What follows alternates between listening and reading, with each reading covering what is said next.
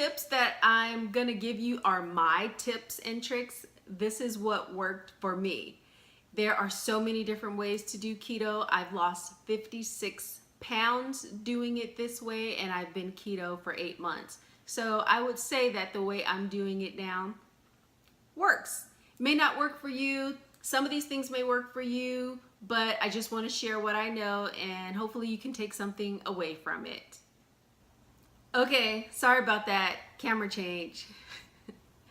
So during my intermittent fasting period in the morning, like I said, I get up, I don't eat or drink anything. I go to the gym, I work out, and then I come back home and I still have a couple of hours, before I eat my first meal. So I may just sip on water. I don't eat or drink anything like a bulletproof coffee during my fasting.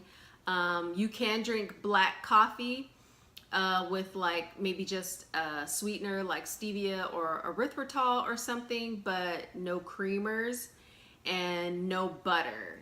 That's how I do it. I actually don't do coffee at all in the morning. I don't do coffee until I'm having my first meal. And the reason why I don't is because I feel that the fat and the creamer and all that in there and the butter contributes to calories that your body needs to burn. So if your body is in the middle of burning all the fat because it's done with the carbs and the calories, and then you introduce a bulletproof coffee during that fasting, then my belief is that you're no longer fasting, that your fast is over, that you've just broken it with that coffee. Now, some people say that they're able to drink bulletproof coffee during fasting and it doesn't hinder them at all. The way I did it was I did not drink any bulletproof coffees. I just sip on some water, and then when I break my fast at noon, that's when I take my supplements. If you want to see what supplements I take, check out my supplement video. And then I start off with my coffee, a bulletproof minus the butter, and I have my first meal. Like I said before, this video is probably going to be all over the place, and I apologize for that. But I wanted to quickly talk about what I do when I go to the gym. During the first 2 months, it was mainly cardio.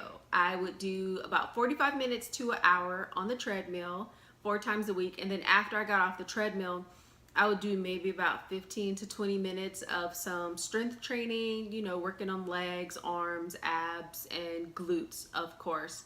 And so, it wasn't that difficult.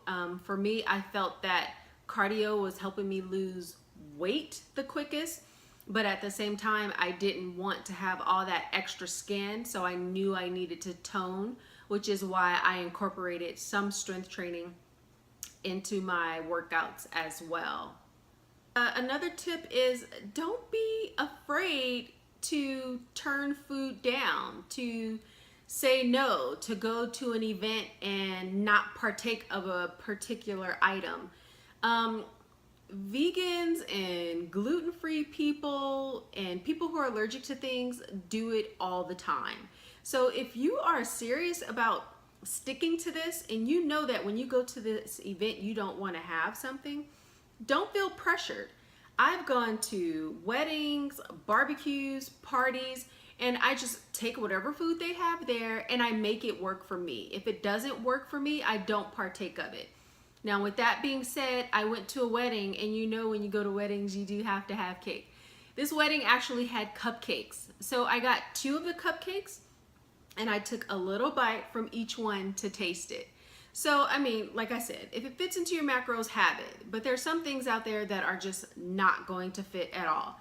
Like eating 5 Snickers is probably not going to fit into your macros for the day.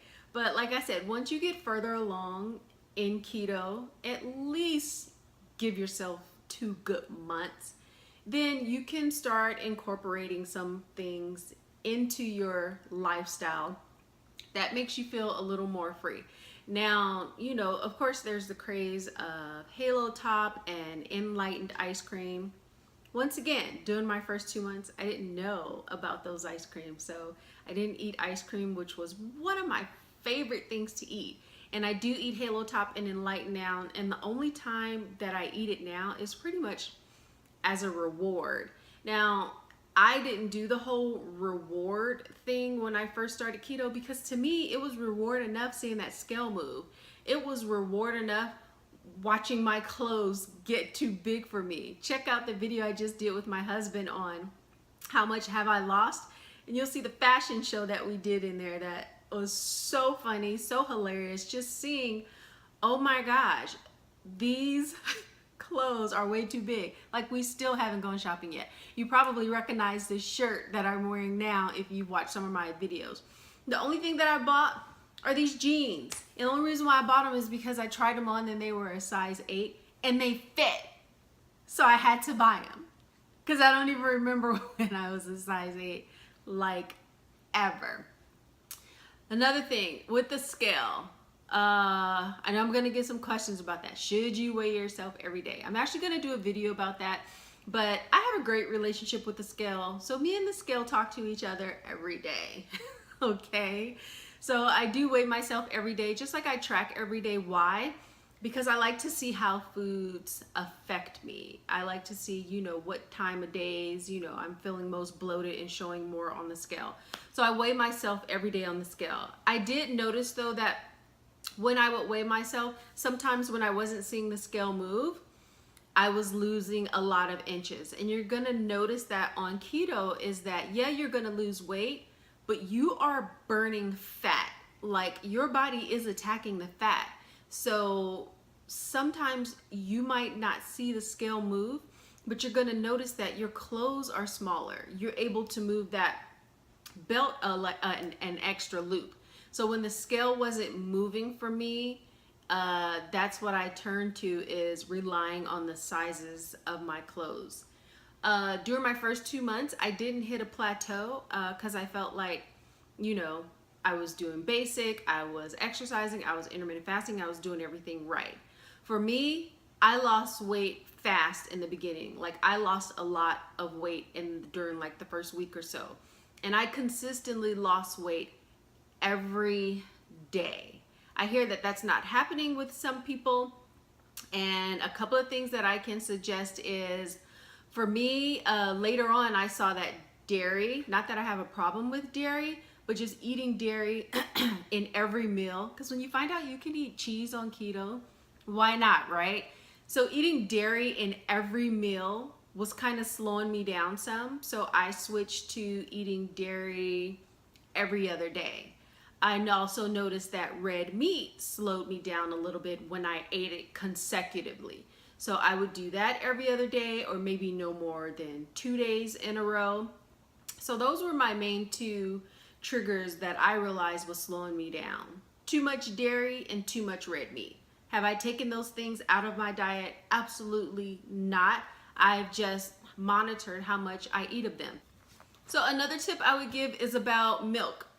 We stopped drinking milk a long time ago as a family, just because it was meant for baby cows. But that's a whole different story. So we started drinking almond milk, and we thought we were doing great by drinking the almond milk.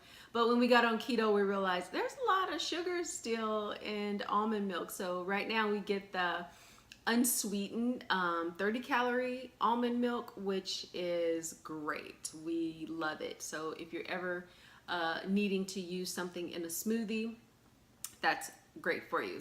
Oh, and also in the beginning of keto, for my coffee, we were just doing creamers. So we knew that we needed to cut back on the sugars. And that's another thing that I don't think I told you. On keto, we tried to keep our sugars close to 0. But I noticed for me, as long as I didn't go over 15 grams a day, I was fine. Now, that just automatically happens that your sugar intake goes down when you're doing low carb. So it wasn't really an issue for me. So staying close to 0 has been a breeze. But I didn't know about heavy whipping cream, like I said, until I started in the keto Instagram community. So I was just doing sugar-free creamers. And that's what worked for me, and it was fine. I didn't do sugar-free candies. I didn't know that I shouldn't do it. I just chose not to do sugar-free candies. Now, 8 months later, I know that a lot of those sugar-free candies are sweetened with a sugar alcohol called maltitol or maltitol, however you say it, which has a high glycemic index, meaning it affects your sugar, and it's really hard on your intestines. It makes you run to the bathroom. So I would stay away from those sugar-free candies as well. Another thing that I also did was I always took pictures. Now, I was always a headshot girl when I was overweight. Anytime I would pose for a picture, it's like waist up, only get me from the waist up. Now I take full body shots all the time. I look back, there aren't a lot of pictures of me full body, but there are a few. But now I take lots of pictures throughout this whole process. So even after 2 months into keto, when I had lost a lot of weight and was like, oh yeah, I'm looking good, that 2 months to now, I can see a big difference. Of course, I can see a big difference from like a year ago or from the start of keto. But just during the process, during this journey and taking pictures, I've seen so many changes in my body. It's amazing. So one of the things I would say is keep taking pictures. I know some people have an issue with the mirror and taking pictures of themselves, but you're definitely gonna appreciate it later. You don't have to share these pictures with people. You don't have to post them online if you want to. Like, I am so not posting underwear shots of me, not ever. So don't even look for that. I'm always gonna be fully clothed. But I'm definitely so appreciative that I've taken pictures along the way. And I can see how my body is transforming. I love walking by store windows now, seeing my reflection in the mirror. I got some guns under here and I still got the flab there, but guess what? It's smaller, it's less of it. If you want to see my guns and stuff, check out the how much weight have I lost video that I just did with my husband. After you get adapted in keto, you're gonna see that you're not eating all your calories. Why aren't you eating all your calories? Because you're full. Don't force yourself to eat. If you're not hungry, don't eat it. If you fix all that food on your plate, save it if you're not hungry. So don't feel like you have to eat every single calorie to get it all in. Definitely watch the video that I did on my MyFitnessPal and how I tracked my food, where I give you some tips about tracking and what to look out for with all those numbers on there and which ones are most important. And one last tip is definitely have support. If you can't do it with someone in your house, if your house isn't willing or wanting to participate in keto, now I do all the grocery shopping, so no one pretty much had a choice, but I've been thankful and blessed enough to have my husband on this journey along with me. But if you don't have anyone to do it with, definitely connect with the Instagram community. They are amazing. When I finally got on Instagram after 2 months, I mean, I was on there, but I wasn't looking into keto stuff. When I finally got involved in the Instagram community after 2 months of being on keto, I realized what a great resource it is. Not only are you getting food ideas because people are sharing their food, they're sharing their recipes, there's so much support there. I mean, people I don't know are more supportive to me than I would have ever imagined. I mean, strangers congratulating me, telling me how much they love my food and how much my page has inspired them because they saw something on there that they didn't know that they could eat before. It's amazing. Definitely hop on there. Be private if you want to for a while, just to, you know, take a look-see and see what's going on. But like I said, there's so much good stuff on there. Once you start seeing all those sugary treats that people are making, you might dibble and dabble in it a little bit in the beginning. And if you do, that's okay. Just watch it, you know. Definitely try and go hardcore in the beginning, at least for a month. So I hope this video hasn't been too long for you guys. I hope I hit a lot of the good tips for you guys. This was mainly for, you know, if you're beginning keto and you're just starting out. Some people are like, I don't know what to eat. I'll be making some, you know, what I eat in a day videos so you guys can see what it actually looks like to eat on keto. But otherwise, thanks so much for watching. And always remember, Every little tiny step you take, every little bit of progress, every 0.5 of a pound you lose is a step in the right direction. Celebrate every moment, even if it's with a high five to yourself or a pat on the back. You are definitely moving in the right direction. Keep it up. I'm here to support you.